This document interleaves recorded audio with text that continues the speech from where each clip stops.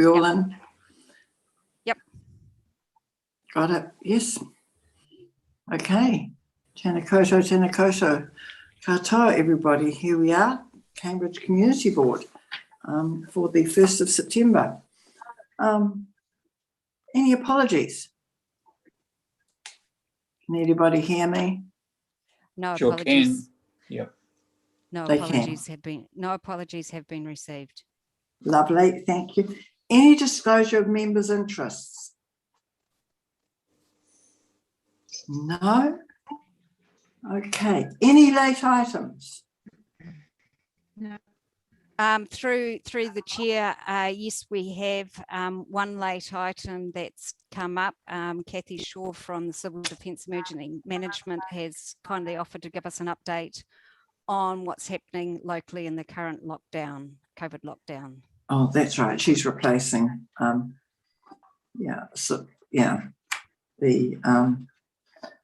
group managers in community services. Yeah. Okay. So confirmation of the order of meeting. Is there anybody got any objections if we just go straight through as we've received it? I'm happy that the order be confirmed, Madam Chair. Just backing up the truck a bit, sorry, can I just say, can we, we're proposing with the removal, because Debbie Lascelles can no longer attend to the meeting, we are suggesting that we slip in Kathy on item 7 where Debbie was supposed to be speaking. Yeah. So that the recommendation is that the order of the meeting be confirmed with the removal of item 7, update of community advisor activities due to the unavailability of the group manager, strategy and community services, and replacing that item with the late item civil defence emergency management update. I'm still happy to move that, Madam Chair. Yeah, thank you. Do we have a seconder? Owen? Okay, all those in favour? Aye. Aye. Okay, we will now move to the public forum. Now, I believe we have 3 people who wish to speak. We've got Alan Hebink and Vicki Johnson from the Raleigh Street Christian Centre. Are they here? Yes, we are. Hey, sorry. And Ellen, hi. Hi, okay, so you've got 10 minutes to tell us about what you're planning, what you're hoping to do. Go ahead now. Thank you very much. Thank you very much for this opportunity to speak to you all. We've been keen for a little while to try and attend one of the public forums to really just in person thank you as a board for the support that you've given us over the years. Raleigh Street Christian Centre and our community development team, we do youth work in both middle school and Cambridge High School, and have been doing that for a substantial amount of time. And yeah, your support is just so important and significant to us. And yeah, just wanted to express our appreciation.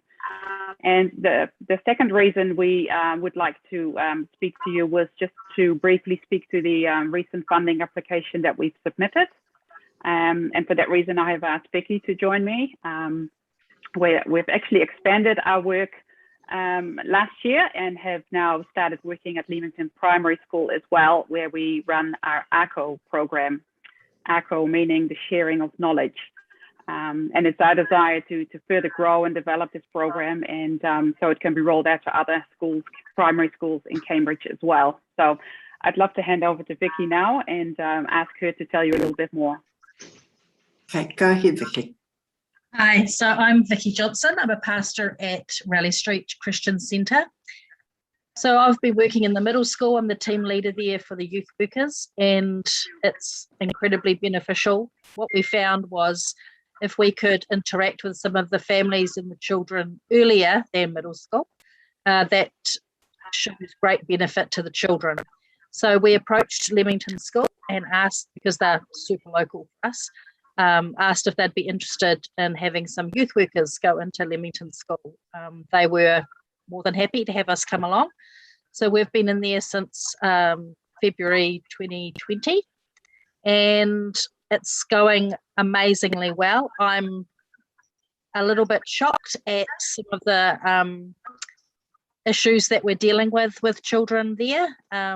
It's I guess I knew that there was stuff there, but I wasn't aware of the extent. So we're able to go in and work with a small group of children, usually about 8.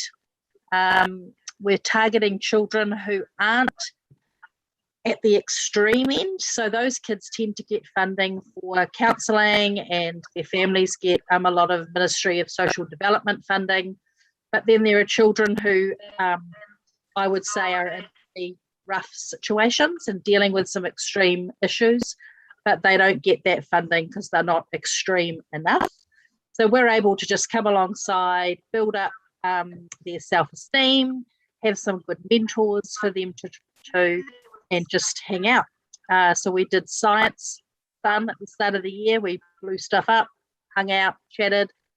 This term we're playing T-ball with a group of kids, just showing them how sport benefits their lives and giving them an opportunity to learn a new sport. It's amazing. It's great to work alongside the children. It gives the teachers a break from some of the kids who are extra special in their class at times, which is nice. We also hang out some lunchtimes and morning tea, just to be another adult in the playground, just encouraging kind behaviour, relationship building. And we also have, we try to encourage teachers who sometimes have a really tough job with some of the social aspects. So we've done just hot scones, hot cookies, just turning up and letting them know that the community of Cambridge appreciate the hard work that they do. So at the moment we have 2 youth workers in at 5 hours each, just hanging out there. We'd love to increase that. We'd love to do it throughout all of the primary schools in Cambridge. But at the moment we are working in Leamington and really enjoying our time there. We've also just started, we're going to run a day camp in October this year, in the second week of the holidays, where kids can go to Totara Springs Monday to Friday but not stay the night. And we're targeting some of the families who wouldn't be able to afford to do that, or where grandparents have the children over the holidays. So giving grandparents a bit of a break, teenagers who look after their siblings over holidays, giving them a bit of a break and taking those kids to a really fun place to enjoy some full-on activities. And we're looking for sponsorship. We haven't asked for that, but I'm looking for sponsorship in different places to get kids to go who can't afford it. So that's kind of what we're doing. Oh, well. Very nice. Anybody got any questions? No? Okay. Well, thank you very much for coming along and joining us tonight. And we'll be going through the applications for the discretionary fund later on in the month, and we'll be able to let you know after then how we've gone. But it sounds like you're doing a really good job. So thank you very much for doing that. Anybody else? Thank you so much. Yeah, thanks for having us.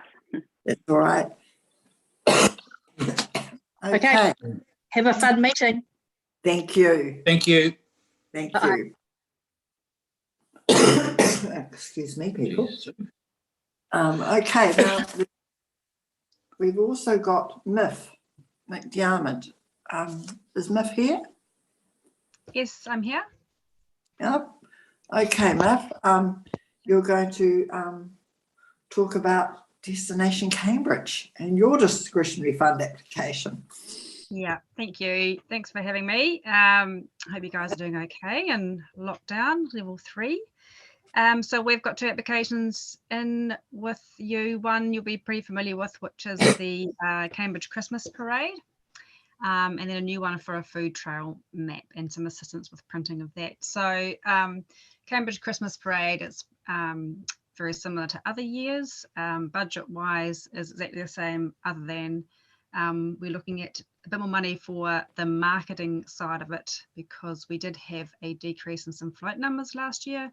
So just looking at reinvigorating that a little bit and getting it out in the marketplace a bit and keeping it nice and alive. And other than that, it's pretty similar. So it was really just seeing if there were any questions in and around the Christmas parade. There were quite a few questions this time last year, so wanted to see if there were any queries from your group in and around that. The second proposal is a food trail map that we have created for Cambridge and some outlying areas as well. So the purpose of the map, we've had it designed. I can possibly share it on the screen if I'm able to, Kieran. I'll just try it Yep, now. you should be able to. Okay, so can you see that now? Not yet. No. I've clicked share. It's but now. Yes. Yep. Oh, Okay. Oh, yes, it's here. So it's a bit upside down looking because it's a A3 map that gets folded up into like a pocket size.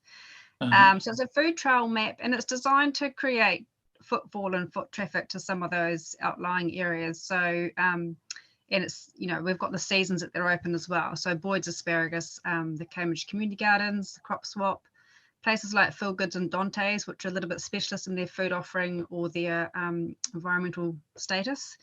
Forage, Motorvale Blueberries, Berry Box, etc. So that's one side of it that folds up. And then on the other side, 6 more listings, likes of Over the Moon and Lettuce Man and Holy Cow. So some farm gate sales and a map, which is still a small work in progress, but that actually turns around the other way. So that is the map. We've gone a fair way to, it's pretty much complete apart from fine tuning the map. And we will have a digital version online, but we're just requesting a little bit of funding for the printing side of it so that we can get it into hands of people down the main street and at the farmers market and places like that. And get, how much are you asking for there?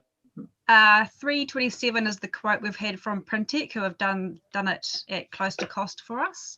So that's Okay. a local printing company. Yep. Thanks, Michelle. Thank you. And that will that'll give us a good idea of how popular it is, and from there we'll reprint if it, you know, goes quite well. And I'm sure once it's out there, we'll get people coming out of the woodwork to be added to it as well, which will be great. Yeah. But, yeah. So I mean, tourism is quite a popular thing at the moment, and this is a way for locals to sort of get involved and support some of those outliers and know when they're open and where they are, because there's some new ones that we discovered in the process.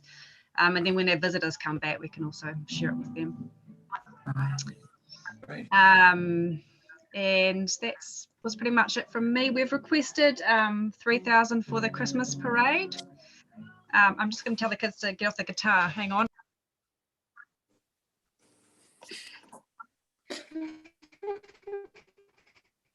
Stand by, kids. You're about to be yelled at. Yeah, you missed the yelling. Sorry. Not sure if you could hear it. Yeah, so an extra, I think last year I asked for 4,000 because we weren't too sure about the pub charity side of it. They came through. We've applied for 3.5 for pub charity, which covers our contractor costs, and then $3,000 for the Cambridge Community Parade, Community Board, for the remainder of the costs and marketing. And we got 2,000 last year. Okay. Myth, are you applying to the event fund as well, the Waipa District Council event fund for the Christmas parade? Not the Christmas parade, no. It sort of fits more in that community sector, and it's one or the other. And we have traditionally always gone to community board. Okay. Why does the other fund not work? I just had a quick question about the food map. Sorry, Lucy, go ahead. You're really fuzzy again, Joe. Sorry, you go. Sorry. I was just going to ask Miff about whether she would have that food as a PDF so people could download that. Yeah, definitely. So it's going to be in a digital format where people can download it. Okay. And sorry, just going back to the event fund, I thought the event fund was for not-for-profit events. Does the Christmas parade not count? Gary, have I got that wrong with the event fund, what it's for? I think there's two. There's the there is a community event fund, which I thought was the non-profit. It's a smaller one than the community promotion, than the district promotions one. I think that one has closed anyway, but Yeah. I can double check on that. So the district promotion is more Waipa wide and the community one is more Cambridge specific. So we've always gone that way. Yeah. If that's not the right approach, it'd be good to discuss, but I think that's what's been recommended in the past. Sorry, the community fund is different. The community fund is separate to the community discretionary fund. Yeah. It's another fund altogether. So that's why I was just wondering if you'd looked into that other fund for the Christmas event. Is a community board fund or is it a Waipa fund? It's a Waipa fund, yeah. Yeah, no, we haven't. Okay. I mean, it's worth looking into because my understanding of it is that it's for non-profit events. I don't know if that counts because I don't know if eyesight counts as a profitable business because I know it has to be for non-profit events, but it's specifically for community-based. And even if it's closed this time, it might be something to keep an eye out for next year as well, because it's about the community events. But we can send you some information about it. Just so it's on the radar. I'm quite familiar with it because we use that for Culinary Cambridge, and I guess we recommended in the past that we go for things that reach further than Cambridge. We've gone to that bigger Waipa fund, but not for the Christmas parade. Okay. Oh, well, thank you, Michelle, for telling us about. Madam Chair, the board is, Graham, go ahead. Sorry, Sue, the board has always supported the Christmas parade. It's been local, it's been what we do, so we've stuck to that. Yeah, yes, and it's always a good event, so it's a good Cambridge event. Yep. So, Yep. So keep your fingers crossed, Miff. Thank you. Okay. And no further questions for Miff? No, good one, Miff. Thank you. Thank you for coming. That's good. Kelly, we see you're waiting in the wings.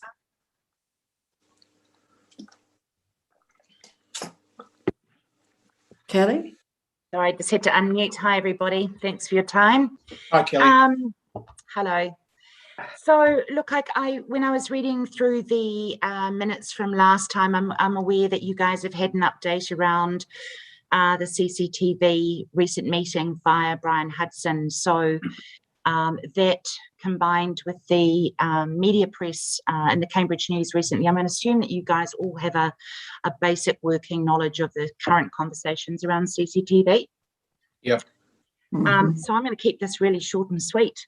So one of the Chamber's current advocacy work streams is the review of our township CCTV capability. And with crime escalating in Cambridge and obviously the increasing number of vehicular invasions, the Chamber reactivated or pushed to reopen the conversations around with the CCTV working group. So findings revealed that there are several shortfalls and there's a need to further invest in the following areas: a number plate recognition camera in the northern end of town, an additional camera in Leamington, an additional camera on the Low Bridge, and potentially a monitor for the community CCTVs to add to those policing eyes. We have obviously spoken with Brian and Gary Knighton, and we understand that cost to be around about $50,000. So the Chamber is, looking actively for a variety of sources for the overall objective of keeping our community safe. The Cambridge Chamber members, I'm not sure if you're aware, but we recently raised $10,000 to provide CCTV live footage access to the Cambridge Police, to which obviously their feedback has been phenomenal in what that tool has been able to add to their toolbox.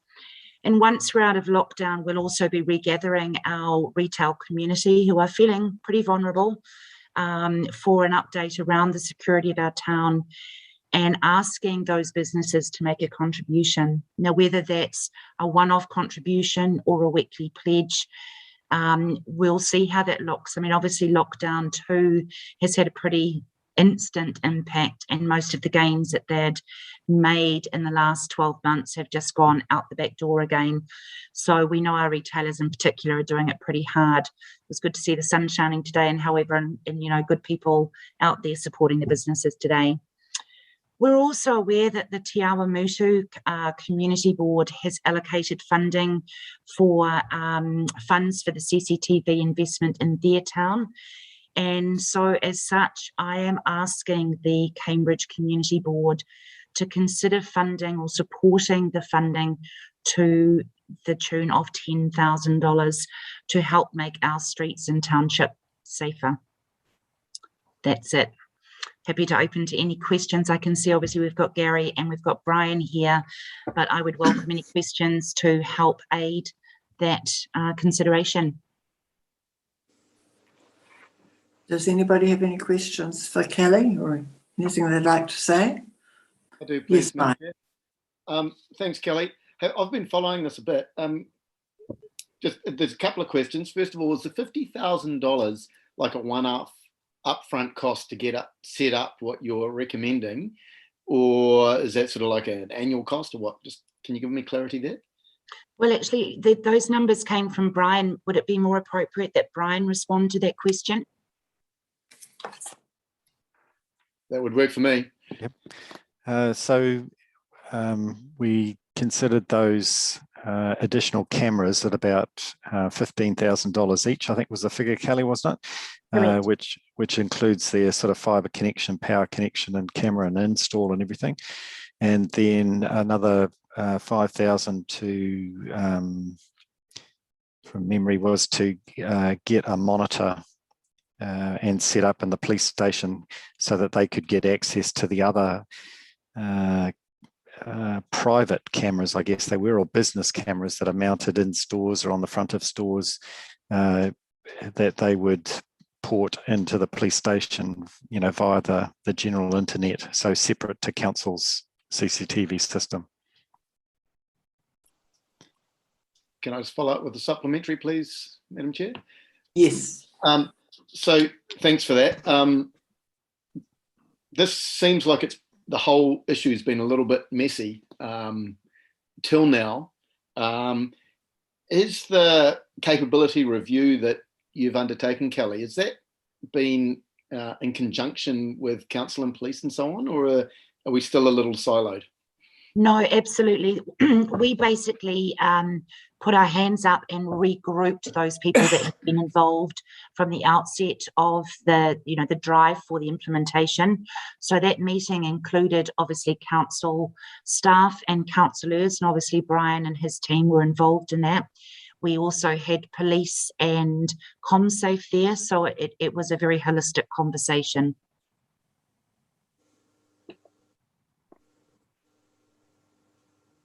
I'd just like to also note that there's the potential for some in-kind sponsorship, and I'm not sure if you guys know, but Waipa Networks is the keystone partner to the Cambridge Chamber of Commerce and has a relationship also with Te Awa Mutu, and we have asked them to look at an in-kind contribution also to, within that $50,000. So we're looking far and wide and digging deep to how we can contribute. There's no expectation that the council alone can fund the development. That there was the sort of initial framework that was put in. We've had a lot of insights and learnings over the last 3 years, and it's about continuous improvement. Thank you. Easily. Thank you, Kelly. So does this proposal that you're looking at funding, does this solve the problems of the existing CCTV? Like, my understanding is it's a good question, Elise. I mean, at the end of the day, does it solve the problems? It's not going to stop crime, but what it does do is put better eyes on the street. It connects us up with the policing system, and it plugs the holes in areas that at the moment are wide open for, intruders to come into our town. What it also does is enables the police to prosecute. At the moment, the footage is not of a quality that enables them to do that. So it really does lift us to a much, much better position. So this takes us from the current position of having footage that we can't use to prosecute criminals to then giving us clear images of number plates, say, involved in a ram raid. Is that what this system will provide? Again, I'm looking for Brian's input. Certainly the number plate recognition cameras will absolutely do that. The change of some of the cameras from one point to another will just absolutely enhance and enable them to do the job that they were designed for. Okay. Is there anything you want to say to that, Brian? Yeah, I guess the comment I'd make is that a number of our cameras take a broad view across an intersection, so they can see vehicles coming from all directions and which direction they go in.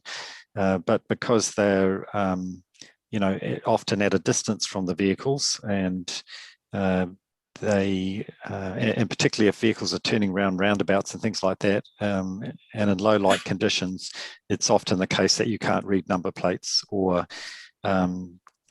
get at night time, the color of the vehicle and things like that might not be very distinct. So yes, certainly there's some gaps in the system that could be filled by some more cameras. And I mean, over time, we'd always plan to be increasing the number of cameras and the types of cameras. It's just we are the way it's been budgeted in the LTP, it's dependent on the funding that's available, and particularly the funding that's available from Waka Kotahi. And at this point, we haven't actually been told by Waka Kotahi what our capital funding is for the next 3 years. But that decision's a little bit more delayed because of COVID, but we expect to find out in the next 2 weeks or so. Okay. Thank you. Oh, sorry, just to be clear, it will be these new cameras will have the capacity to capture number plates, where currently they don't. Yeah, so I mean, there's different types of cameras. We've got some wide angle cameras that can effectively look in 3 directions and sort of join the image together. We've got other ones that are what are called point and zoom type cameras, where we can actually follow activity with them and zoom up on particular events. And we do have a couple of cameras that are special number plate recognition cameras, where in all light conditions, they are focused on a traffic lane, and they can read number plates very reliably. But during the daytime, of course, they're just looking at one particular segment of an intersection. And at nighttime, they cut out all the other light and just get the light, infrared light that's bounced back off the number plate, so you can still read the number plate at night, but you can't see the vehicle. All you can see is the number plate. So yeah, it's tricky to try, and you can't get a camera that will do all things basically. So we need a number of different types of cameras at different locations. Okay. And then there's only 2 of those number plate cameras that are proposed in this.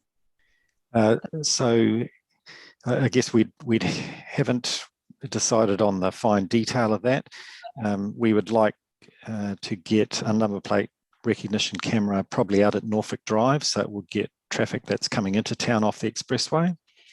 And we know that, we had planned that when that Norfolk Drive intersection is expanded out to 4 legs, that we would put the cameras in at that stage, because at that point we'd have a fibre connection to that intersection and we would be able to install that. And also when we build the C2, C3 intersection out on Cambridge Road, again, we were planning to install cameras at that point as part of that project. So yes, we will continue to expand the system, particularly as some of those capital projects come on stream. And sorry to keep, I'm just really interested in that whatever solutions we have are as effective as possible. You mentioned that low light is a problem. Has there been any thought around the areas where we do have cameras? Do we increase the lighting so that they're more effective where they are now? Like maybe that's cheaper than upgrading cameras if we just make it brighter. Yeah, interestingly, so if we've got a camera that's currently looking at a wide area, it's a very widescreen sort of view, and if we zoom up on that image, then it becomes pixelated.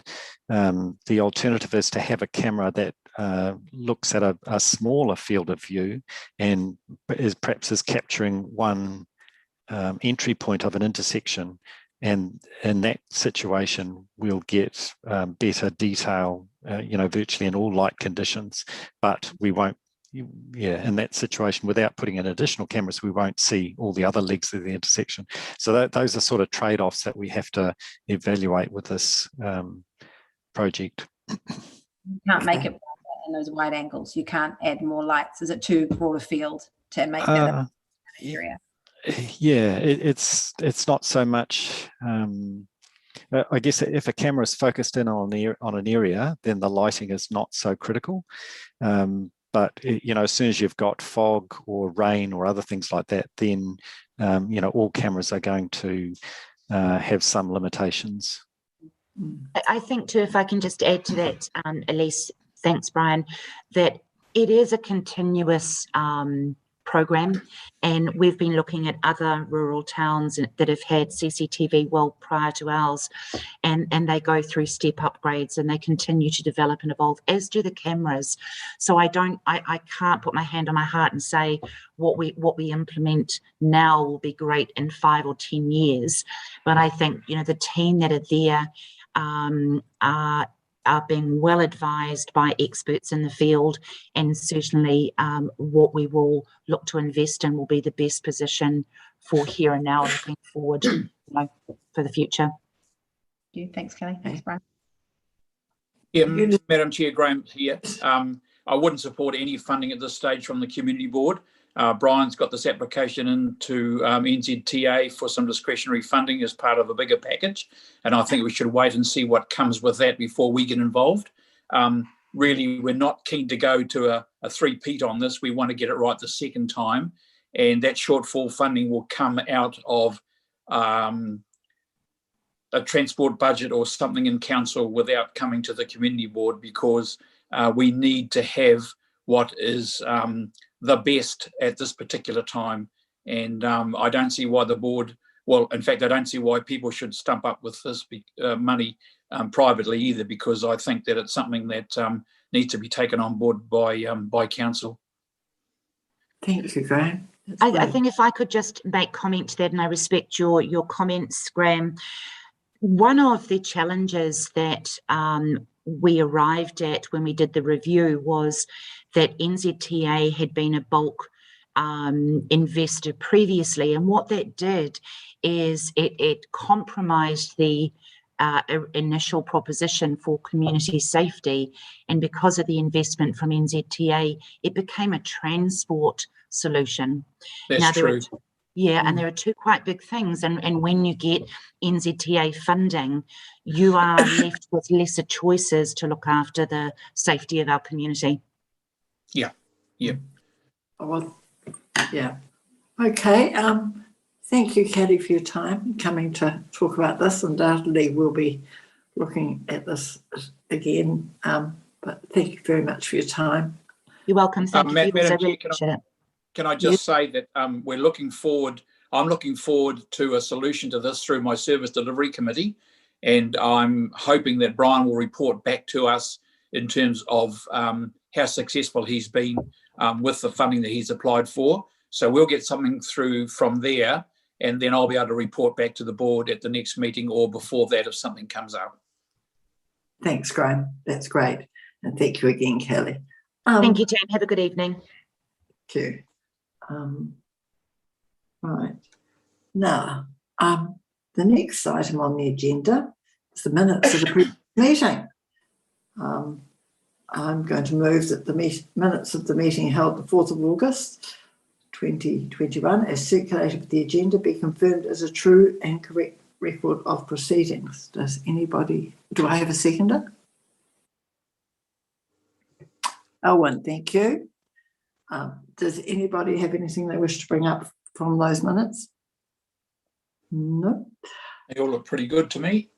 Good. Okay, so I've moved. One second. All those in favour? Aye.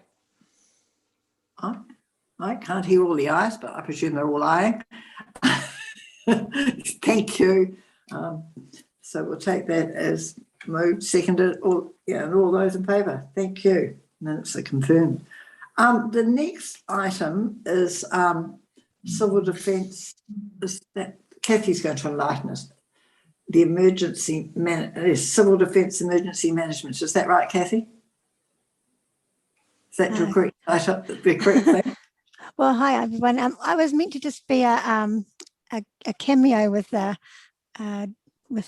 Debbie, but wasn't meant to be the main item. But it's more around the welfare way that we've done the welfare and the way the whole response has been this year. If you're ready just for me to kick on, or anything specific? Yep, please do, Kathy. We know you've had a bit of a busy year already, but carry on. Yes, oh well, better to be busy than dead. Never mind. Okay, so this year was a bit different to last year. Last year, you remember that the whole response to the COVID was a CDEM response. This year, it's been very clear that CDEM have a support role only in this response, and it's primarily a DHB response, and we're there to support them. Now, the government made it really clear after the last COVID that they have invested millions and millions of dollars for MSD to run the welfare response in this COVID, in any COVID reoccurrence. So whereas before we were front and centre for welfare, now we've been told to stay in our lane, and MSD will take all of the calls, do all the needs assessment, and anything that fell out of their realm of it, able to help people, they would refer to us. Some say it's a good idea, some say it's not, but whatever it is, that's how we have to work with. So what happens is people ring the 0800 number, they get a triage, and they either get a top up of money into if they're existing clients, or they have to go through the process of filling in the necessary approvals and assessments, and then they either get a top up or referred to a food bank. If there are other things they need, like heating and clothing and all that sort of stuff, they can get help there. So we actually haven't had a single referral from MSD to CDEM in the Waikato, and especially not in Waipa. So whereas last time we had a lot of referrals through the welfare 0800 number, which we are not allowed to activate this year because it's not our response. So that's how it's been held. So our role has been monitoring and just liaising with our agencies, our food banks, and seeing how they're tracking. We're not too bad in Waipa. They're getting smashed down in Waitomo. Maniapoto have a lot of, the area is quite vast, so they have a lot of poor pocketed areas and communities that get little funding anyway. And then when the main employer goes out, like there's 3 big abattoirs and that down there that usually you're getting like $1,500, $1,700 a week on the chain. All of a sudden you're getting just the basic $500 for the wage subsidy. That makes a big difference to people's weekly income and what they can expend. But in Cambridge, the Salvation Army report, they did 30 food parcels last week, which is a 300% increase on their normal food take. But they didn't think that was out of the way, or nobody was sort of on the take. They were genuine cases, and nobody's sort of going along for the ride. Harriet, of course, is looking after her normal 60 odd families, and she's had a small increase of people who she said they've never presented before, but she's able to cope with that. We've had a couple of referrals from her, a lady who wanted some shopping done, a good friend of Jim's, and another one today who just needed some help with Meals on Wheels, who their delivery was outside of the normal realm for Meals on Wheels scope. So we stepped in and did that.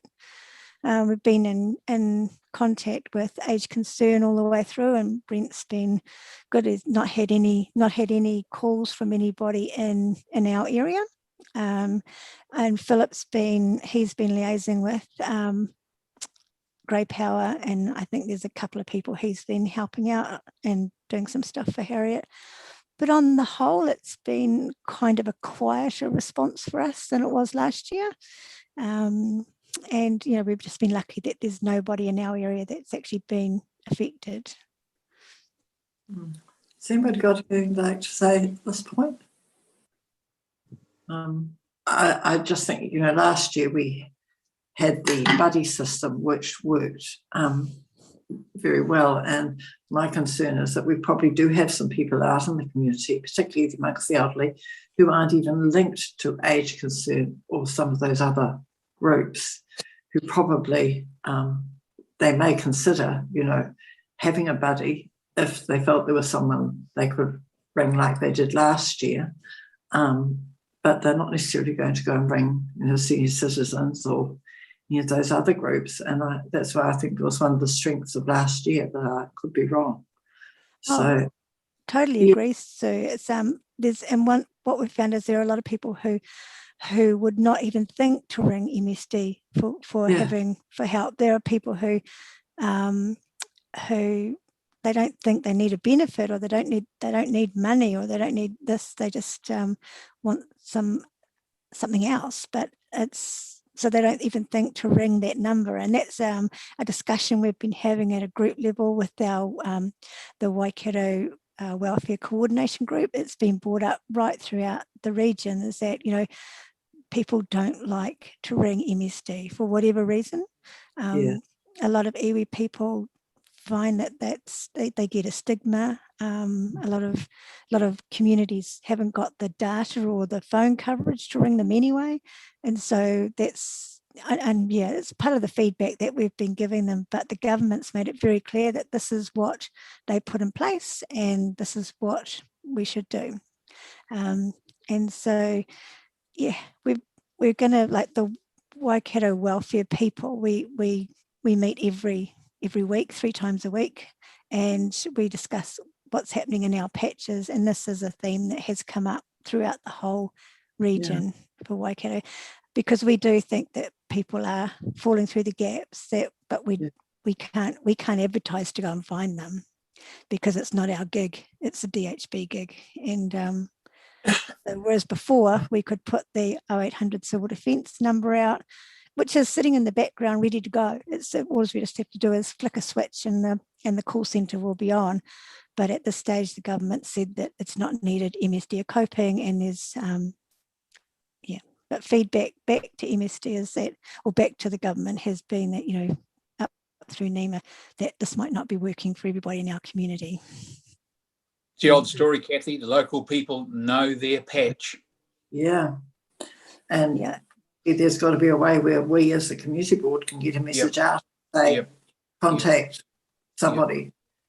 You know, would we be able to do that, Kathy, if we just put out an article in the paper and said, if you've got an issue, contact a number for you? Or well, we have been putting it through our local PIM, out through mainly Facebook and stuff around, you know, if you have any other needs, ring a couple of other numbers, which is one is our number, and another one is just one of the support numbers.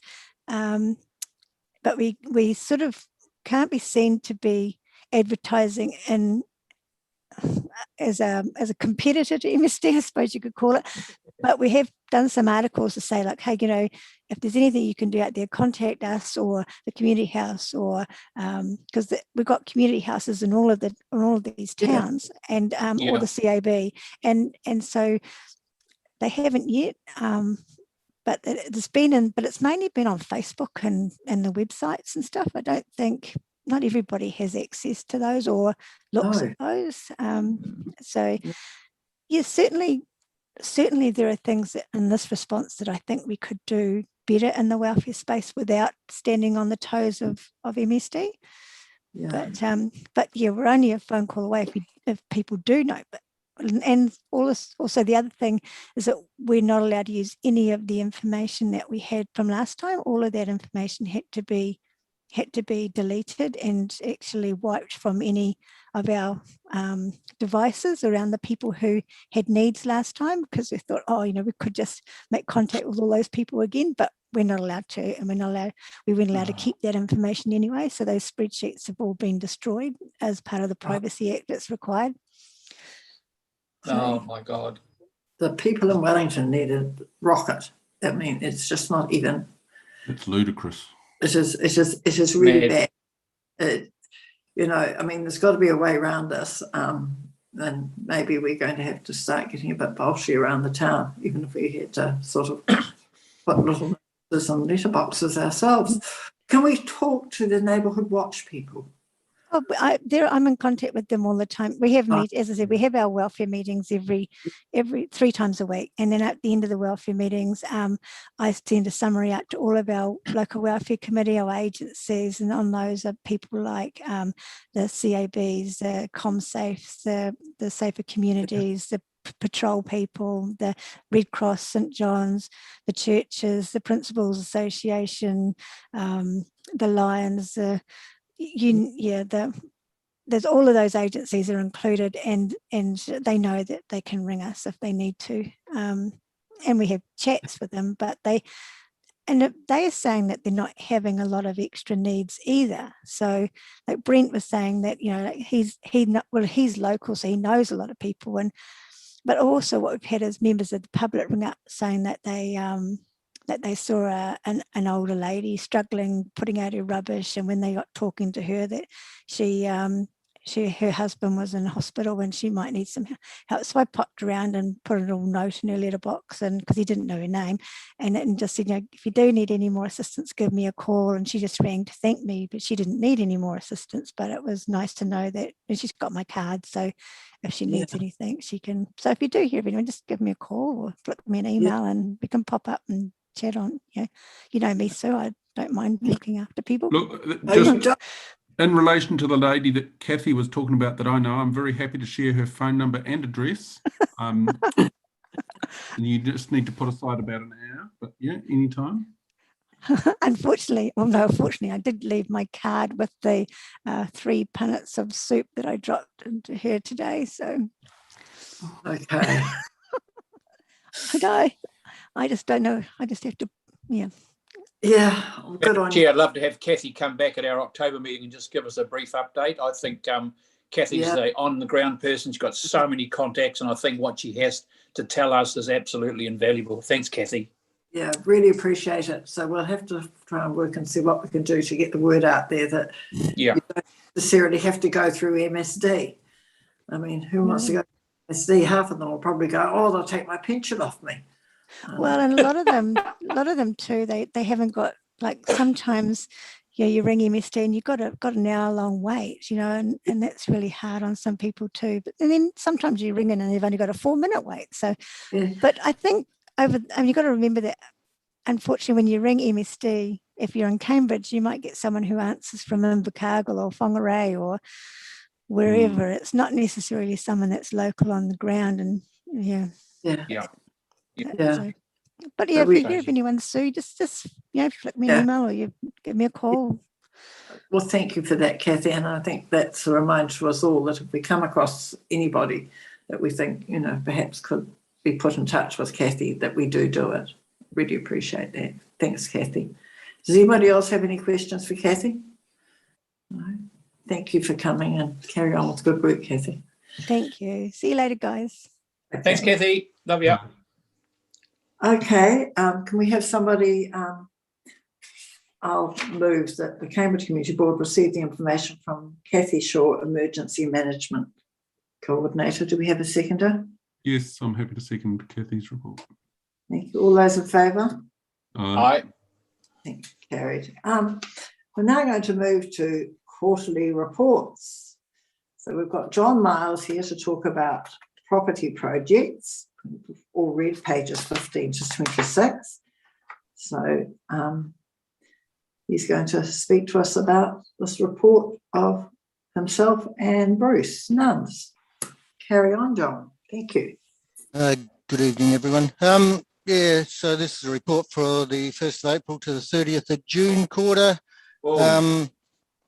It's a bit out of date by now, but take it as read. I'm more than happy to answer any questions that you want to ask me. Right, I did have something I wanted to ask you. Clock tower renewal work. What's going on with the clock tower? There's a report that was done. There's a number of issues with the clock tower that need to be repaired. Drumming in the concrete. We are looking at mechanisation of it, right, so we don't have to get up there every 3 days and wind it. There's some issues with the clock face, so we're pulling together a report and a work package, and then determine what the cost is. And there's not a great deal of funding, or I don't think there's enough funding in the LTP, so we will need to address that once we come up with a plan. Right, thank you. Keep us up to date with that, please, John. Yep. Anybody else got any questions, John? Elise. Yeah, thank you, John. I just read in the report that there was going to be a property strategy delivered to the August council meeting. Has that happened? No, it didn't happen. The report's pretty much written. It was going to go to the 31st of August, but with COVID and everything else, yeah, so I'm planning to take that to Finance and Corporate in September, so a couple of weeks away.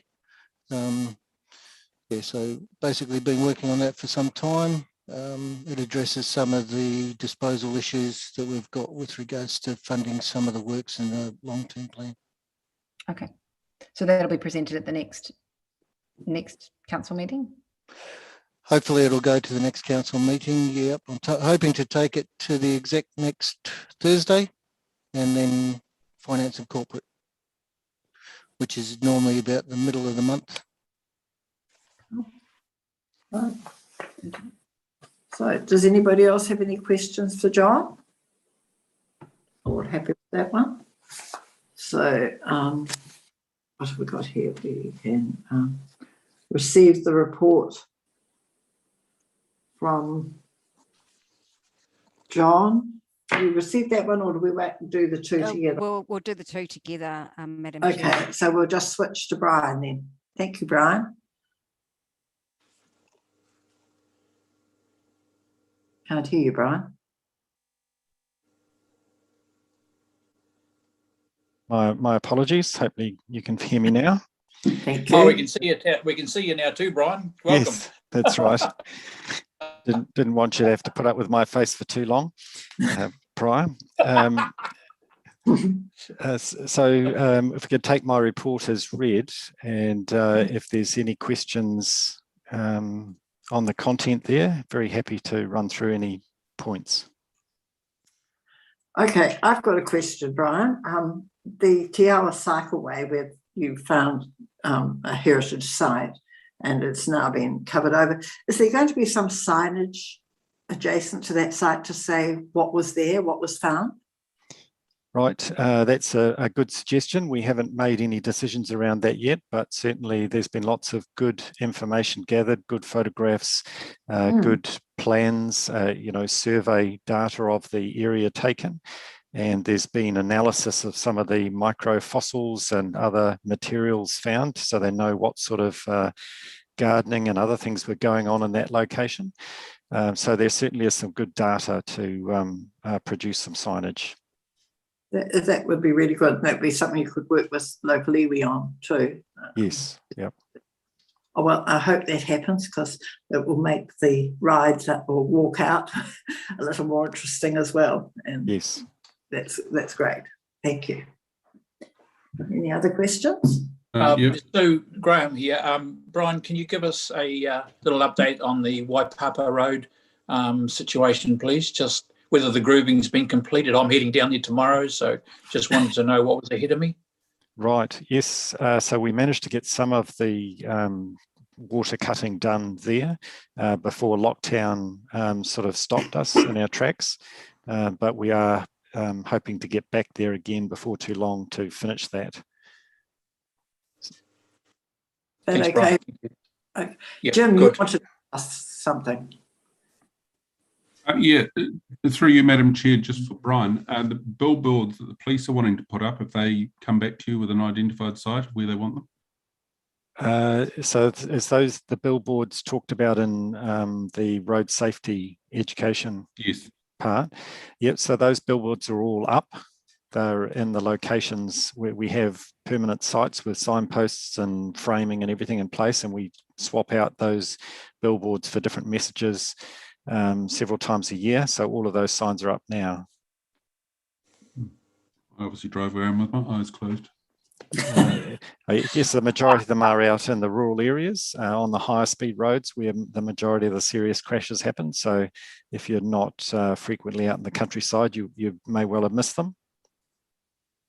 Usually in the ambulance driving with my lights on. Okay. Right. Are you, Madam Chair? That's okay. Yes. Hi, Brian.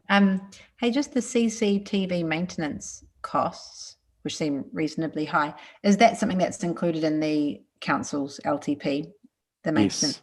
Yes, that's correct. Yes, it's funded for the next 3 years. Okay. Yep.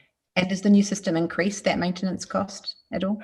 It does marginally. When we add new fibre connections and things, there's a bit of an increase, but the system is set up to run, I think, about 30 odd cameras or 40 cameras. So the costs don't change much as we add cameras. For maintenance going forward. That's right. Okay, cool. Yep. Great. I just had a few questions around the Hamilton Road project community consultation that we were having a look at. Is that okay to talk about it now, or did anybody else want to talk about the transport report before I asked about that? Go ahead, please. Okay, thank you. So thanks for sending through the plan, which looked like Regan put together, detailing the communication strategy with the community. Do you know which parts of that were implemented? Because obviously that was just a draft plan. Do you know if all of it or parts of it was actually action? I would think the majority of that was action like that.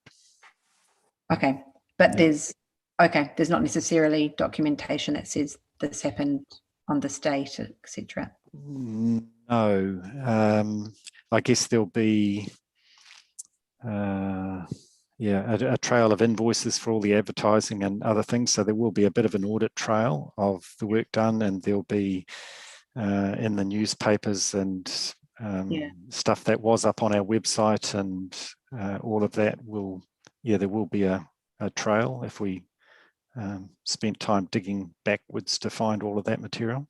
Yeah, and did the event take? So I was looking at the cost of the communication strategy, which was a total of $14,000. $6,000 of that was for an event, a soil turning event, and $3,000 of it was for a video, I think. Did those things happen? I'm not sure. Honestly, I didn't go to a sod turning event. I certainly didn't see one advertised, so I wasn't sure if it happened. Okay, and I also noticed that the specific communication was to Grey Street and Hall Street residents, but not Vogel and Bryce. Knowing that we were now going to potentially be diverting more traffic down those two side roads, I thought it would have been probably pertinent to include those corresponding streets in some of that initial consultation as well. Yes, that probably would have been a good idea. I know that we did, with the coverage that we did get a number of submissions from people in Bryce Street and Vogel Street who were concerned about the traffic. So I think obviously some message did get out to the wider group, which created submissions. And the letter drop, the pamphlet drops, and the personal invitations to an invitation. I think there was over 700 delivered, so a pretty big catchment area was covered. Okay, and just in regards to the plan, $14,000 community consultation budget or communications budget, like I just wondered if 9,000 of that being attributed to an event and a video was the best use of the funds for that project. I'd have to look back at the and find all the invoices, because in the draft plan they make estimates of what things will cost, but it doesn't always pan out that way. So may well have been more costs went into, say, running the 2 community open days that did get some quite big turnouts, a lot of staff there, a lot of big, printed drawings and sort of 3D images showing what it would look like and things like that. So there would have been quite a bit of cost in those activities. Yeah, I'm only going from the documentation that we've been given, which is just the draft plan. So if it's different to that, that might be interesting to see. But I just thought it was worth noting that perhaps a wider, there could have been a wider catchment of the community consulted on that project based on how it was going to affect them. Yes. And if that's done for future. I think we learned some good lessons from this project. Great. Yep. Cool. Excellent. Thanks, Brian. Does anybody have any other questions? So can I just ask a question, please? Brian, just about passenger transport. Could you just, I seem to remember that the bus routes were extended somewhat, doing a loop around Leamington or something like that. The figures have been struggling to get back up to 2019. Could you just give us a bit of a flavour for how that's going? Right, so we're waiting on the regional council to tender the new bus contract before we introduce, significant changes to the bus routes. So at this stage, all we've been able to do with GoBus is to add an extra evening service, which has the last bus leaving Hamilton at 6:15. So we're not doing all the things that we want to do yet, but we are putting pressure on the regional council to get the next contract out and for us to be able to start doing more. But we do see that just prior to this last COVID lockdown, we had recovered to have a higher number of patrons on the bus services in the last financial year than prior to COVID. So it has bounced back quite strongly. And across the region, the Te Ameru and Cambridge bus services were ones that have bounced back quickest and grown, yes, by some of the greatest percentages, which is really good to see. And that regional contract, can you just give me a brief flavour of that, please? What are you hoping to achieve? Yep.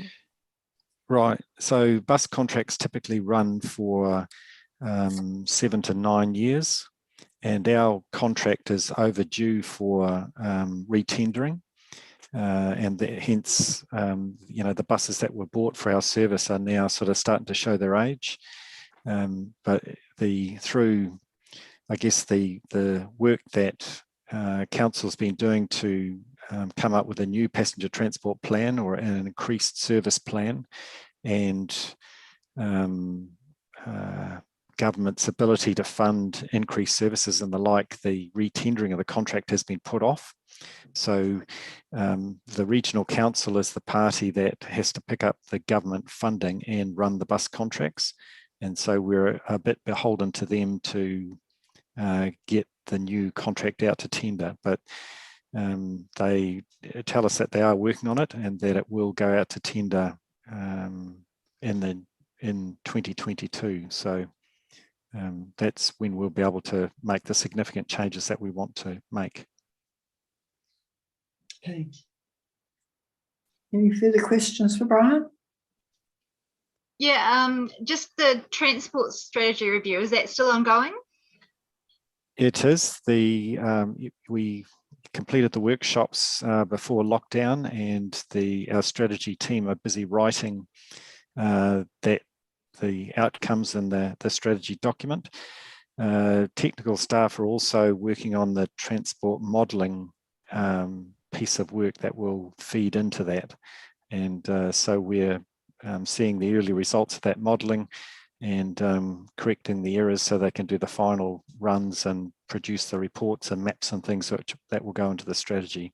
So that at the moment we're making good progress on the words and vision part of that transport strategy, but we're with lockdown and other things, we're struggling a bit to get the number crunching part of traffic modelling done to match that the words and vision part. So does that include buses at all, or is that quite separate?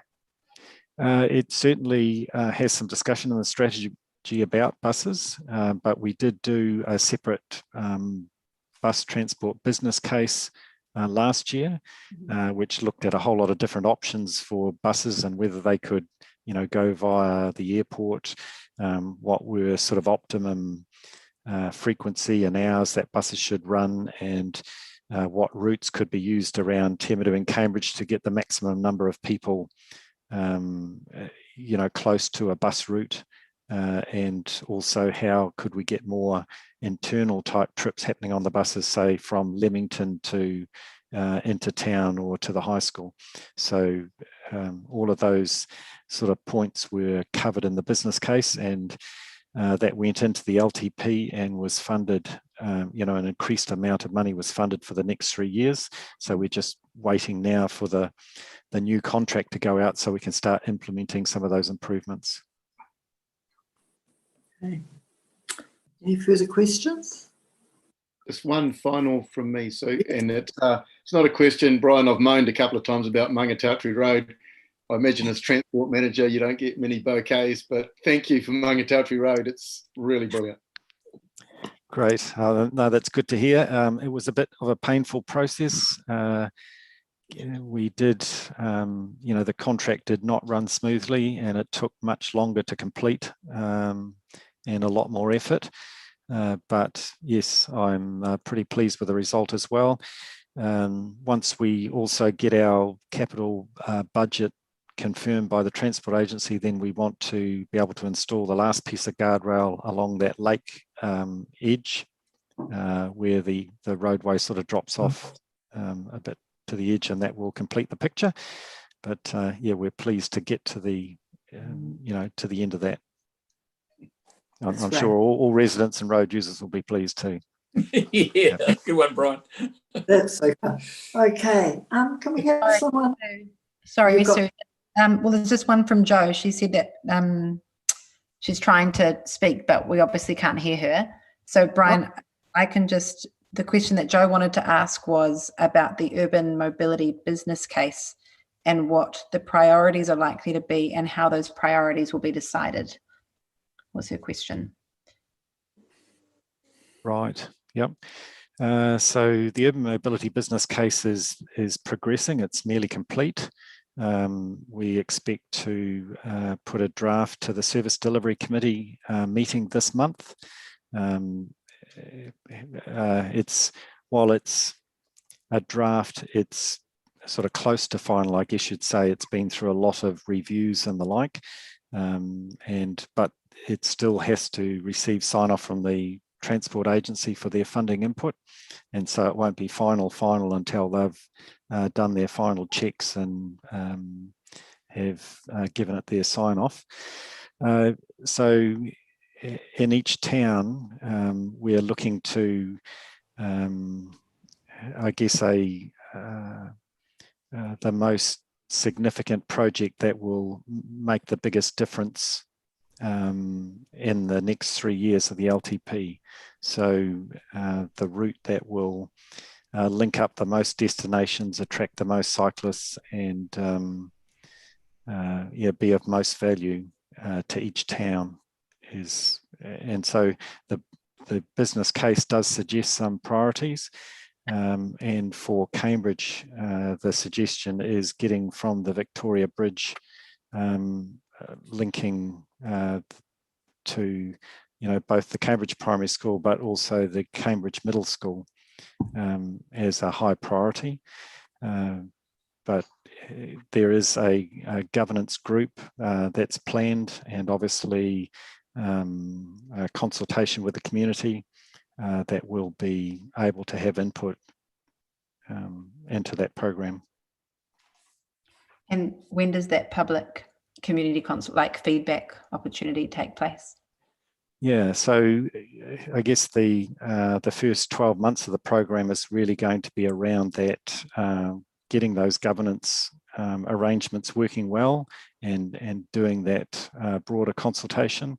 And a part of that is around, I guess, being able to communicate widely the vision for what good urban mobility looks like and how it will impact our towns over time and, provide the benefits that we want to see. So there is, I guess, plenty of time to do that consultation and get that feedback, before decisions are made or spades are put in the ground. Thank you. Okay. So that's the 2 reports. Can we have someone move that we receive the quarterly property services report and the transportation report? Can somebody move that? Happy to move, Madam Chair. Thank you. Lisa seconded. All those in favour? Aye. Aye. Thank you. Right. Next item is Joe Greed on the representation review. Is Joe here? Hi, Sue. Good Hi, evening, Joe. everybody. You have a paper in your agenda on the representation review, which has just gone out for consultation. The consultation opened last Friday. As Council adopted a Māori ward on the 19th of May, that now makes a representation review compulsory here in Waipa. So what we're looking at as part of this process is how many elected members we have, how many councillors we have, what areas they cover, whether we have community boards and how many people are on them, and the areas they cover as well. So as part of this exercise and review process, we have adopted an initial proposal, and that goes out to the public as of last Friday for a month for public consultation. It's just over a month, closes on the 29th of September. The submissions come in, they will then have hearings, and the councillors will deliberate, and then we prepare a final proposal which the councillors will adopt, and then we go out to the public, the community again, and that process, it's got to be open for a month as well, and so that calls for any appeals or objections to the final proposal.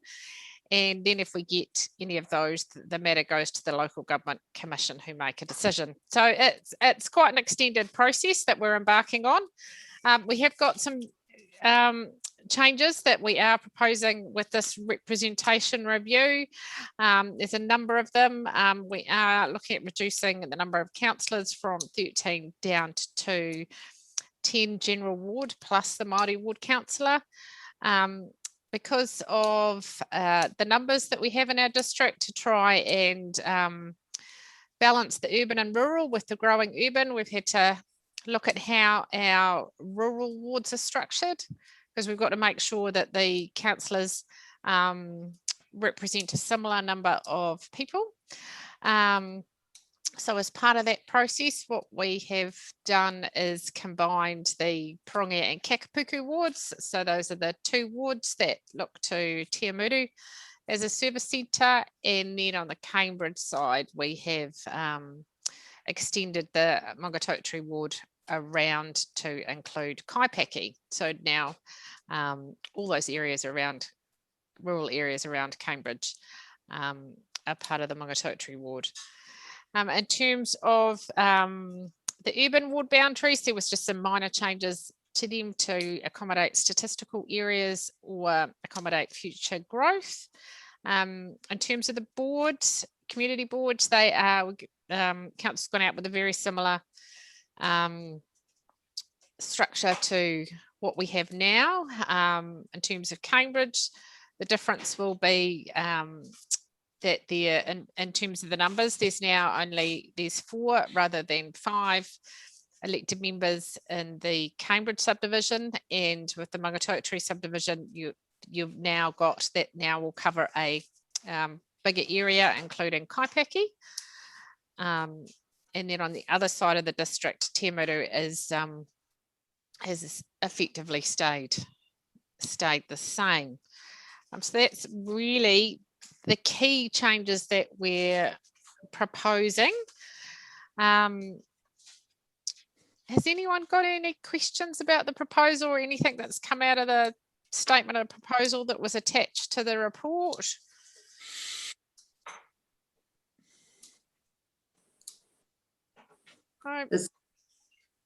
There's probably something that as a board we need to have a wee bit of a discussion about, and I think we might set up a separate meeting where the board members get together and thrash it out. I think is probably the best way of doing it before we put in a submission. That's just my thought. Elise?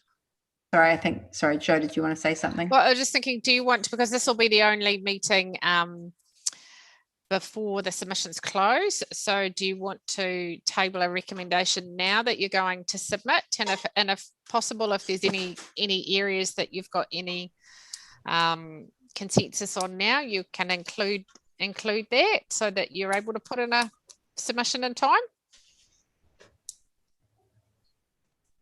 So which date do we have to have the submission in mind? The 29th of September. So we've got a month. Yep. So has anybody read the document yet? Yes. I have. Yeah, okay, several of us have. Do we want to discuss it now, or would we prefer to have a get together and then make the submission if we go to?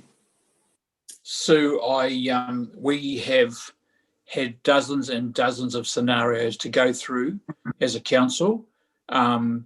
There was general agreement in council about what we have done, fitting in with the population numbers. Yes. Joe talked about taking in Kaipeki. It's not all of Kaipeki, it's a slither of the Kaipeki to bring those numbers up. Yeah. There's not a lot of wriggle room. And Okay. I think what we've come up with and what we've retained is very, very similar to what we have now. And both the Te Amutu board and the Cambridge councillors agreed that out of all the scenarios, this was the one that had the best fit. Okay, right. Yeah. I'm not taking anybody's wind out of anybody's sails, but it probably doesn't need another full heads up meeting. Yeah, right. Yeah.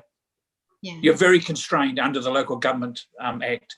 Yes, I realise that. Yeah. Okay. Through you, Madam Chair. Yes.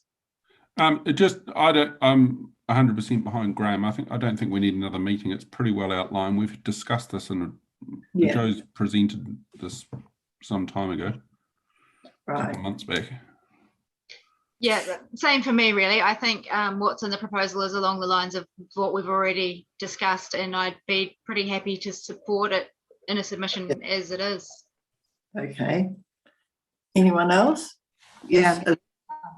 I'm with you with every, yeah. Okay. Comfortable with what the proposal outlines. Mike? Yeah, I concur. Just a couple of comments. First, I think it makes a lot of sense for Kaipeki to have come into the Cambridge Community Board area, ward. I used to live up there, and we certainly had a community of interest with Cambridge rather than Te Amutu. And I'm really pleased to see that my ward is the most important ward in Waipa because it's the biggest. You're going to fence it off and say welcome to the Republic of.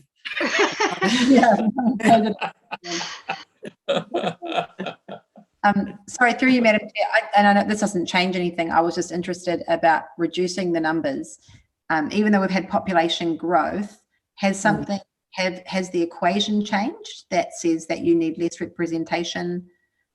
No, the equation hasn't changed. It's just the way the numbers have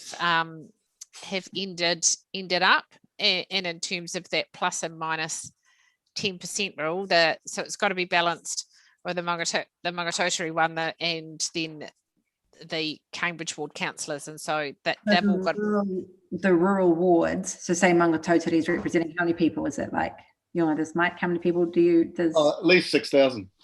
6,000. So then that means that every other sort of elected member needs to be representing a similar amount. Is that right? Is that how it's worked out? Yeah, plus or minus 10%. Plus or minus the 10%. Yeah, so it's the one that applies. So it's just in relation to the Cambridge Community Board. So you're just you are just looking at your numbers as they relate to compared to that. So it's just the Cambridge subdivision and the Mangatautari subdivision. So you've got there, when you divide the Cambridge subdivision by 4, that each elected member is representing 5,628.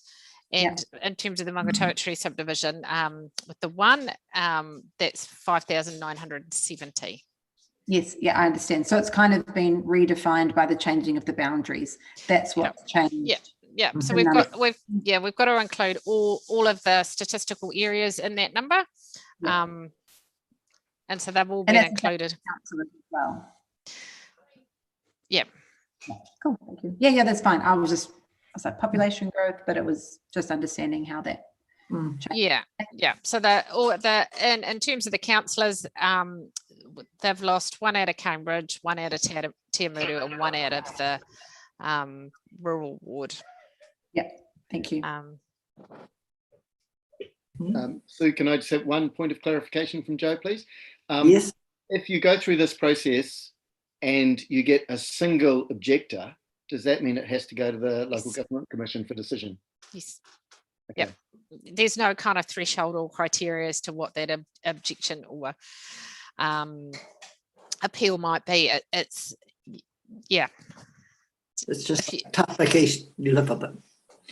If people, I think it's if you I think they're just called different things depending on if you submitted and council changed its proposal, and then if they went out with a new, if we adjust the proposal in terms of the final proposal, then it kind of opens up to not only those people that submitted originally, that because it's a new proposal, then you kind of opening it up to other people that didn't have the say the first time because you've changed something, so they get to have another say as well. So it's really looking at those people that submitted and then making any changes. So there's kind of quite wide scope for appeals and objections with the final proposal and it going to the Local Government Commission. So as long as it is classified as an appeal or an objection, it fits that criteria. It doesn't matter what's in that appeal or objection. Okay. Totally clear. A continuation of the community boards would be an appealable issue. The continuation. So what in terms of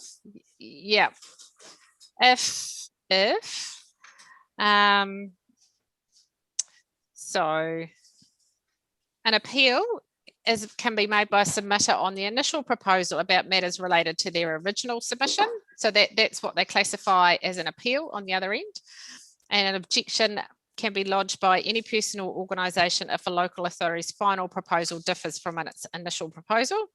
So effectively, if our initial proposal and our final proposal is the same, there'll only be scope for, there'll be no scope for an appeal.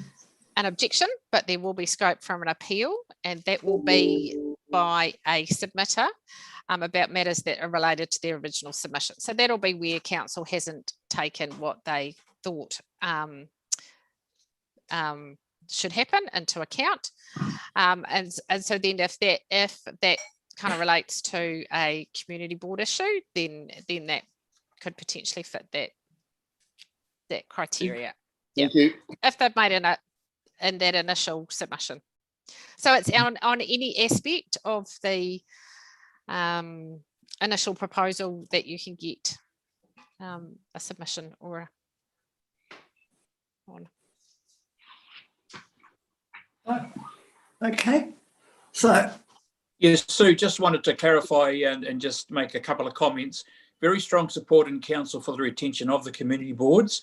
And at a time when we're seeing the present government shanghaiing everything down to central Wellington for decision making in silos, I am very, very pleased to see that we are going to retain that local form of democracy back in both of our towns.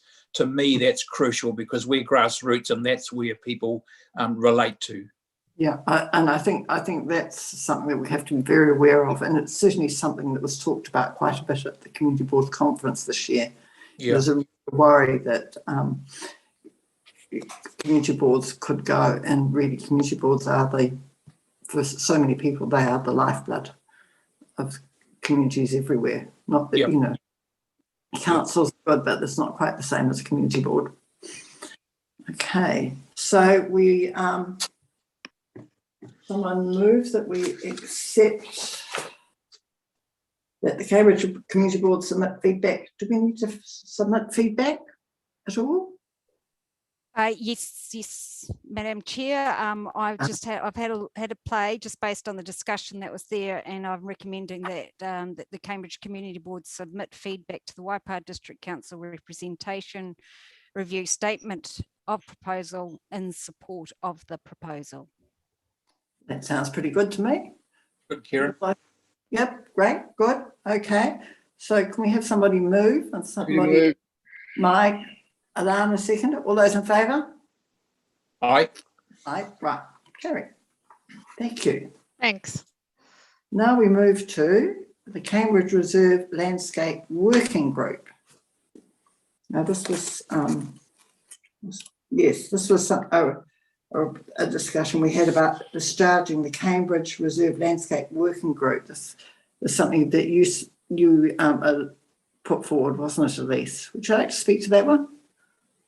Yeah, I guess if we discussed it last month, if you had any questions, basically the summary was that I felt the groups that the Reserve and Landscape Working Group was connecting with were already well represented to the council via other avenues, one being the appointment of Sue as a community board representative on the Tree Trust, and the other is the use of our deputations in our meetings as well, and specifically inviting the Cambridge Community Garden to come and be part of that. I also know that they have quite good channels of communication with Matt Johnson anyway. They've been part of that new planting that happened by the Rose Gardens, and they'll be harvesting that. So there's already quite strong channels of communication. So I just felt like this was perhaps not a great use of staff time by coming and providing secretarial duties for that group when they were already well repped in other places. So that was my thoughts about it. It's only twice a year, the meeting at the moment, but I thought those groups were well represented in other channels. But happy to hear if people have other thoughts about that. Any discussion on that one? No? So would you like to put forward the, at least put forward the motion about the landscape working group, at least? Happy to move that, Madam Chair. Be a seconder. Thank you, Elwyn. All those in favour? Aye. Aye. Carried. Okay, we've now got the Treasury Report. Who's speaking to that one? Karen. I am, if you need somebody to speak to it. Okay. There are a couple of things that I've noted to myself in the prior year commitments. There's an outstanding amount of $3,024.53 left over from the Welcome to Town signage. I have asked the finance team to move that back into uncommitted funds. The recommendation that was passed when we set aside the funds was to, once all spent, then return any unused funds back to the uncommitted. So I have confirmed that all the accounts have been paid for, so that can go back to our uncommitted funds. The other good news is there was an outstanding $700 from the Anzac Day. I have been waiting for one more invoice to come through, and that literally came through last week for $100 for the Cambridge Brass Band. So once that gets paid, then we've got an additional $600 there to return to uncommitted funds. So based on those two amounts being returned to uncommitted funds, that would give you $60,327.25 for your discretionary spending. You got a resolution for both those to go back into the funds, No, Kieran? I don't need to, because that was part of the original resolution, was any unused funds go back to uncommitted. Yeah, cool. Looking Okay. solid. Yeah. Yep, absolutely. And we've probably got an awful lot of people out there hoping to get something from us in the discretionary funds round. Okay, so could we have somebody move? We accept that. Madam Chair, I'm happy to move. Happy to Second. second. Thank you, Jim. All those in favour? Aye. Okay. Aye. The next item is my report. So, does somebody wish to, is there anything there that anybody wants to discuss, or should I just move it? Second. Okay. All those in favour? Aye.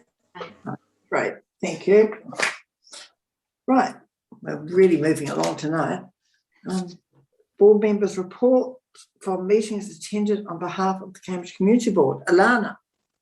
Yes, so the Autumn Festival all ticking along well in the planning at the moment, mostly just working on funding applications, and I've been in touch with Amber around firming up the arrangements with using the plaza.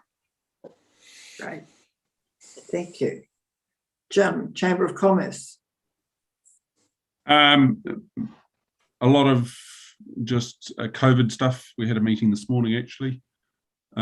Just working with Community House, doing fundraising. We'd put a email out asking businesses to supply funds, give them some donations. I think they got nearly 7 or 8 grand. I can't remember off the top of my head. And yeah, just giving them some assistance. Obviously the cameras, pretty much that's all for now. Okay, thank you. Owen, Arts Council. Nothing to report. Thank you. Jim, Information Centre. No, the last meeting got cancelled and then moved tonight. Okay. Safer Community Charitable Trust. Mike. Yeah, look, I was an apology at their last meeting. I had a clash. I was in Auckland and I haven't yet had the minutes, so I cannot report anything, sorry. Thank you. Joe, Social Services Committee. Okay, so Joe can't be heard, sorry Joe, but she has sent through some wording to me. Since lockdown, there's been a small increase in demand for food support. There's been a small number of family harm incidents, and the committee has provided some emergency accommodation from Athlete Accommodation. Right. Yep. And that's, yeah, right. And that's all, sorry. She just quickly sent some notes through. Okay, well, thank you, Joe. Thank you for the work you're doing, communicating with those groups. It's really important. It's good to, Tree Trust, they were having another meeting this week. I wasn't able to get there. They're certainly planning. They've actually just taken over part of the horse paddock adjacent to their building to provide extra car parking for their members when they have their working day. They all go and park their cars in the paddock now, and they then get in the van or central transport and go off and do their gardening around the district. But so they're doing a great job, absolutely amazing. But they are going to come to the community board because they want some money to put down a surface in the paddock to make it easier for the cars. I think they've got visions of cars getting blocked in by mud. Wastewater treatment plant, Mike? Yeah, we've been changed to a 6-monthly meeting cycle now. The next one's September. Oh, that's September now, isn't it? So it hasn't happened. Okay. You can tell us about it next month. Yeah. Yeah, Madam Chair, just as the Service Delivery Committee Chairman, I was due to visit the wastewater treatment plant on Friday, And as of today, of course, because of COVID, that's been cancelled. So I'm none the wiser either. Yeah. The Historical Society, their last meeting got called off because of COVID too. So but they've been doing amazingly well. Pop-up garden, Elise? Can't hear you, Elise. Sorry, guys, apologies. We would usually, well, hopefully be considering another site at this point in time, but that obviously hasn't happened with COVID. So I'll have a chat with Matt and see if council are open to launching a third site. I guess it's worth checking in if that's something you guys still feel as a board we should continue to do as well. The key will be finding a local community group who can act as guardians for another site. But yeah, if that's something that the board feels we should keep supporting, then that would be the next step to plant something up before the end of spring at a third location. That would be good. And I did notice on Facebook the other day on the Cambridge Grapevine, somebody actually mentioned the community gardens, and it wasn't you, it was somebody else out in the community. So that was really good, Elise. I thought people are noticing. That's great. There won't be much left in there because we just did luckily I dropped some plants off to the Guardians about 2 weeks before we went into lockdown, just happenstance. Right. So thankfully there is a new bunch of things growing. Otherwise they would be absolutely bereft by the end of the season. But yeah, we'll go. The only thing probably is we may need to feed the soil somehow, but I haven't really thought too much about that, how we solve that problem. Buying compost, whether the council has spare compost we can use. Yeah, okay. I had to think about that one. Alana Bahora? Lequinois first. Lequinois. Yeah, so just trying to wrap up things after the Bastille Day events. I'm hoping to catch up with Sandrine to gather the rest of the postcards to send off to Lequinois. They're currently on school holidays at the moment anyway, so not too much of a hurry there. We did have an event we were hoping to have in September, but it looks like that'll probably get pushed out. So once we know a bit more about what's happening with the alert levels, then we'll be able to get newsletters out and reschedule events. With Horo, like Graham mentioned earlier, it was really great that they were able to send through to us the details of their Paralympian that was competing, and we've obviously let them know about our athletes, particularly Elcha Masbender, the paracyclist, who's had one race on Tuesday and she's got another one coming up on Thursday. So just really nice that we can have those connections, and I think it always makes the sport a bit more interesting when you know someone that's taking part or you have a little bit of a connection. So that's good. So mostly down the social media, and that is the main contact at the moment with them. Hitoshi did mention that he'd been in touch with the high school. So just obviously sharing their hopes of being able to do something, but also recognizing that we need to be patient. Yes. Yeah. Oh, thank you. Yeah. Sue, can I just make a comment? It was great to see the Ainu people up in Sapporo welcoming the Olympic athletes. The Ainu people are the indigenous people of Hokkaido, and they were in the traditional gear, and it was just great to see them it's very much like a Maori welcome. It was, I thought it was wonderful. Great. Yeah, I didn't see that, but that's good to know, because when we went up and we had deliberately asked if we could meet the Ainu people who came to see us at the council in Bahora, it was the first time they'd actually been invited into the council building. And then a few months later, there was a meeting of Indigenous peoples in New Zealand, and they actually went to one of the local marae, and there were people there, the Ainu from Bahora were there. So it really, it's really good to know that that's happening. So it's good. Well done, Graham, for letting us know. Thank you. Pleasure. Council, Graham, Elwyn. I may have to ask Elwyn a little bit. Elwyn? Yeah, we've been super busy, got back into our Zoom again, so we're all learning to do that, haven't forgotten. Yes, it's extremely busy, but having had a month off through July, we had a little bit of fair bit of catch-ups to do, but it's going along well. Graham, any significance that you've actually probably had most of the updates as we've gone through this meeting just now. Just that the biggest issue is the three waters. We're still massively lacking information from central government.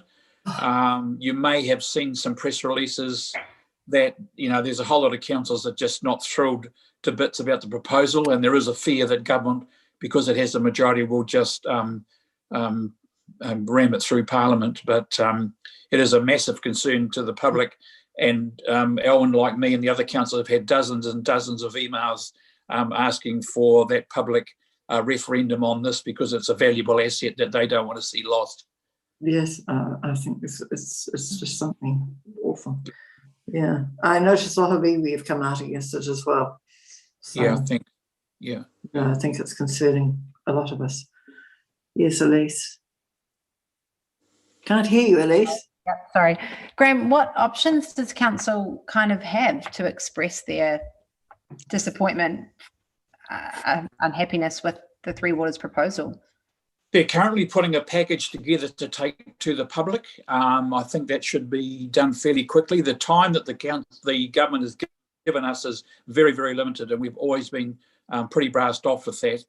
So that has been done in haste to get out to the public. I don't know the comm strategy at this stage or the time frame for that, but I know that it's pretty imminent. So that's why our district council is putting together a package. Yes. For our district. Yes. Well, I think all councils have done. I think you'll see Tauranga City Council done. I think Hamilton have done it, but we need to do it as well on our own right. And I think that strength of those submissions coming from each of those councils is probably where we want to fit. So we've got some grunt there. Public submit back to council their thoughts on Three Waters, and then you'll take that up to central government. Yeah, well, we get the feedback from the people, but they're limiting the time very, very. Right. It's very, very condensed. Very, very condensed. So it's getting together with haste. And how is the public being educated about Three Waters? Is it all happening in that same package? Well, if you look at the ads on TV, it's a terrible way they've been educated. Because I don't have TV, sorry. So I don't have TV. So what's council doing to educate the community? Oh, that's what they're putting together. That's what they're putting together. Yeah. Okay, that will be the education strategy and the opportunity for feedback. Yes. Yeah. Because at the moment, I think, Graham, we only see the ads from government. Yeah, I know. It's terrible. How wonderful it is, and you think, no, it's not wonderful. People are sitting there figuring, my husband figuring out how much it's going to cost us. it's going to, we've paid money, and Yep. Is the opt-out option still on the table for individual councils? Yes, definitely. But we feel that if everybody opts out, then council will just then government just run roughshod and ram it through Parliament because they have the majority. Yeah. But I think the backlash would be pretty damn enormous, Mike. Yeah. So that's unfortunate. Well, thank you everybody for your attendance this evening. I think we've, unless anyone's got anything else they'd like to say, I hope next time we're actually meeting in person in the council rooms rather than on Zoom. And best wishes to you all as we go through yet more limitations. It's getting better. Just need to get out there and walk and enjoy the fresh air, I suppose. Yeah, I've definitely been very grateful to live close to the green belt and within walking distance of Lake Tukutu. It's really fabulous spaces, and thanks to both the Parks team and the Tree Trust for all the wonderful work that they do in our parks. And they've done a great job and has made a difference. People are certainly out walking again. Okay, well, thanks very much, and we'll see you hopefully in person next month. I hope to see everybody on about the 15th Wednesday.